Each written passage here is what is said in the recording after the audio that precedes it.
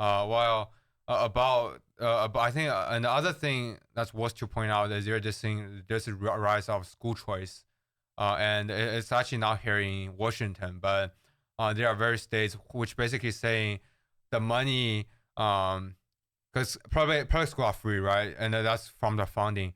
But instead of having the funding go directly to public schools, to allow the students to be to enroll for free, they put the funding under like a parent's account, which they can spend it on anything of their school choice, on their education. This means public school, private school, homeschooling, micro schools, and that will be a game changer for a lot of families.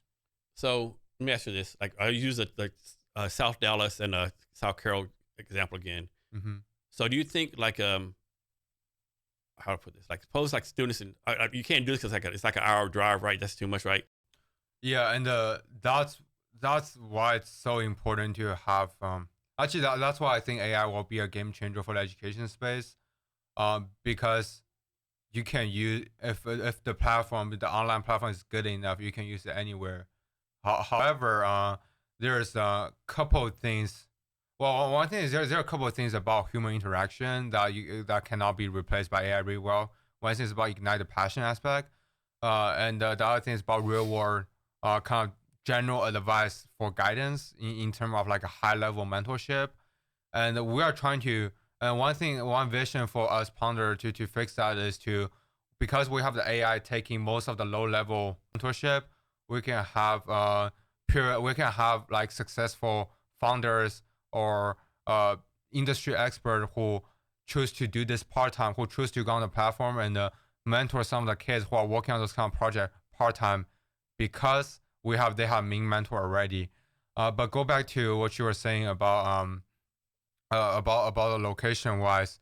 The other thing, there's the other thing that's irreplaceable, which is about real world actually, being presence and being a physical environment, and that just require that just require a range of different schools like micro schools and to help with that to help to fix that local aspect. But but technology will definitely offset some of the difference while leveling the playfield, but it's not going to be perfectly flat. I think another challenge too, just like a lot of these colleges are like they're like tone deaf to reality, right? Like, is that back to cover, right? And I think that's why there are more and more people saying trade school or community college seems like, or just not do college seems like a better option.